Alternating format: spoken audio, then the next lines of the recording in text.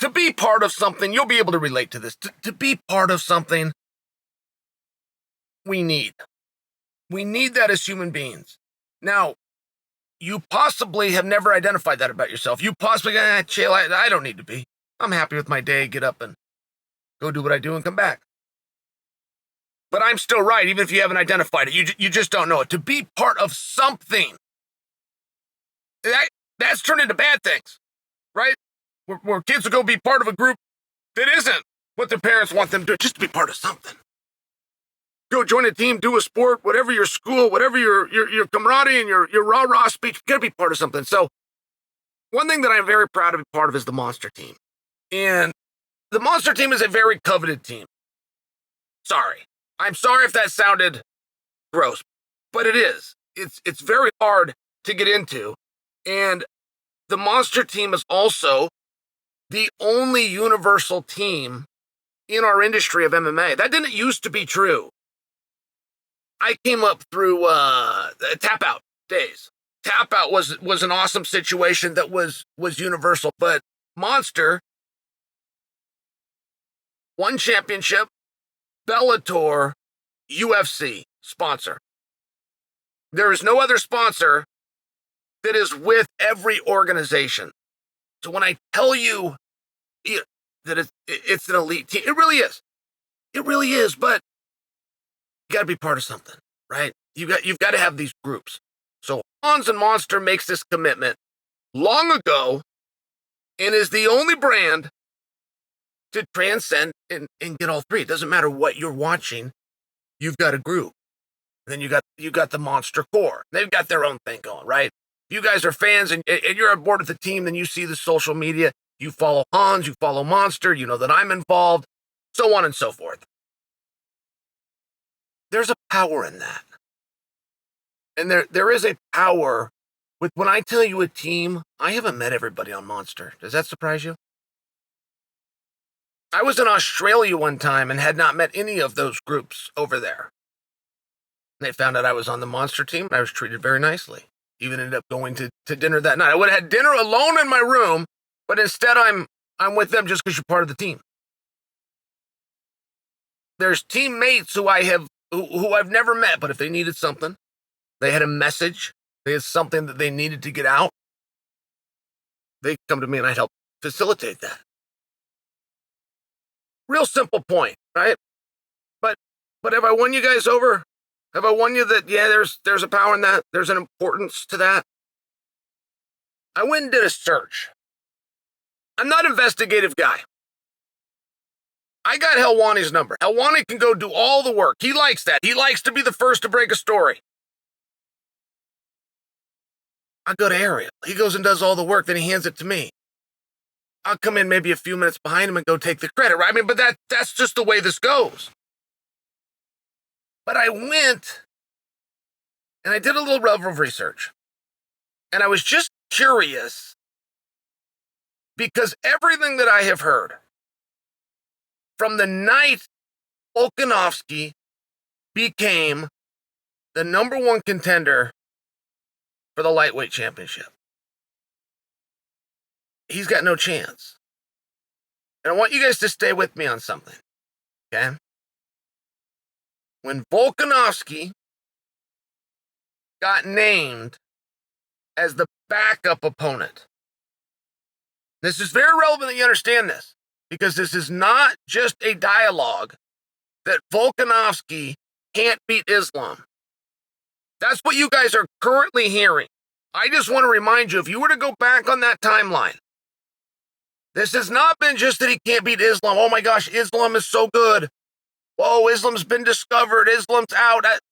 That's what it feels like, but that's not what happened, because back when he was the backup fighter, he could have gone in against Oliveira. And we knew when that fight between Oliveira and Makhachev reached its conclusion that Volkanovski was very likely to be next for whoever it was. And it was still not believed, and Volkanovski was still dismissed.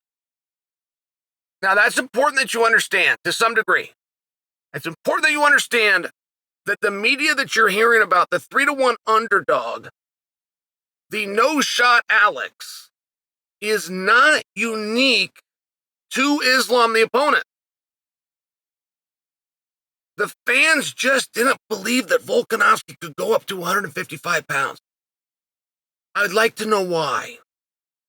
I mean, for a decade, it has been very well believed, and accurately so, that the hardest and deepest and toughest division in our sport is either 145 or 155. Now, I will fully admit that once you have that debate, if you want Chael's opinion, yes, you found the right two weight classes, and yes, we can hash it out and go back and forth and spend a few minutes. It will be 155. 155 will win that debate, but mere fact that there is a debate and you have a king of one division, you have a king of another division, but the smaller guy's not big enough, I don't understand that. I mean, that just has never been a factor any other way we've done this. We've taken 205-pounders and moved them up to heavyweight. Jon Jones right now is an inflated 205-pounder who's a favorite to beat Ciryl Gane. The size did not apply in the factoring in to Jon. And that wasn't just Jon versus Ciryl. That was Jon versus the field. Jon was expected to win, and by me as well.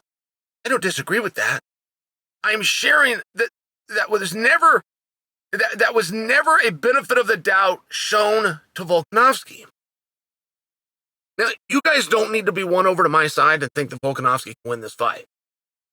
I'm not even trying to get you there. This is between those boys.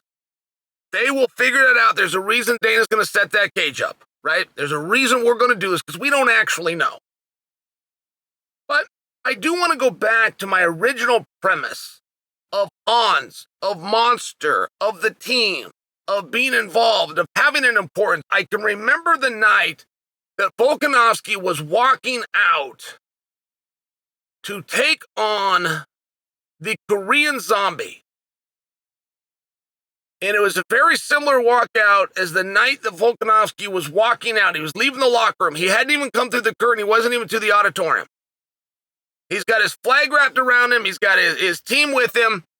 He's got the game face on, and he says to the camera where it's quiet, hoping that it would be picked up, having no idea if it actually would be. He said to the camera, hoping it would be picked up, "New Zealand, this is for you."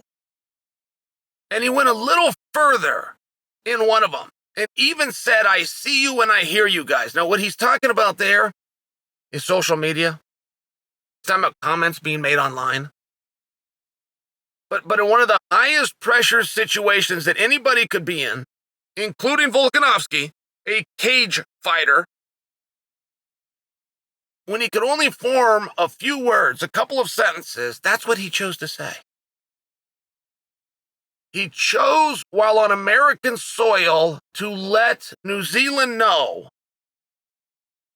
that this was for them. And it empowered him. And when the fight was over, the very first thing that he went back to was that. He bookended it on the front end and the back end, which would lead a commoner like myself to believe it's pretty damn important to him. And he's going to be in Perth this time. He's not just going to have social media. He's not just going to have dings and likes and messages and thumbs up and DMs waiting in the box saying, "Go get him, Alex." He's going to have those people there. And I'll tell you what, one of the great performances, completely underrated, one of the great performances, one of the best and possibly the single best fighter who has ever got in that octagon, quite possibly, was Israel Adesanya the night he fought Robert Whittaker. 57,000 live fans right down the middle. I was there. You had roughly 30,000 cheering for the undisputed champ, roughly 30,000 cheering for the interim champion. And I'll just share with you that it made a difference, right? They talk about, boxing experts will tell you the Mike Tyson, that specific, that Mike Tyson that fought Spinks is the greatest boxer the world's ever seen. Many experts will tell you that there's never been a boxer that could get in and beat that Mike Tyson, including Mike Tyson on other nights. That was the most ferocious and the most dangerous man to ever get in there. I believe the same to be true for mixed martial arts, but I believe it was the Adesanya that Whitaker had to face. And you saw those guys rematch, and you saw them doing it in a different continent, and you saw a very different contest. Just to add legs to the argument that I'm making. This isn't Perth. How much does it matter? What's it going to do? Is it gives them superhuman powers? I'm not trying to be silly with you guys. I'm not trying to be silly at all, but I do feel that you're being silly. I think DraftKings is being silly. I watched John Anik do a show on this, being silly. 3-1? 3-1? For Makhachev, you had it the same way when it was Oliveira. You'd have it the same way if it was Gamrot. You'd have it the same way as if it was Gaethje, it appears. It appears that you just don't think Volkanovski can deal with the field because you just think he's too small, which is the same thing you said about McGregor when he went up to 55, the same thing that you said about Cormier when he went up to heavyweight. Big deal to be part of something. It's a big deal to represent something. I can tell you that firsthand, but you could tell me it back too. I shared my story with Monster, but you've got your own story out there too. I think you would be very wise to take that into consideration before you go and part with any kind of money at 3-1.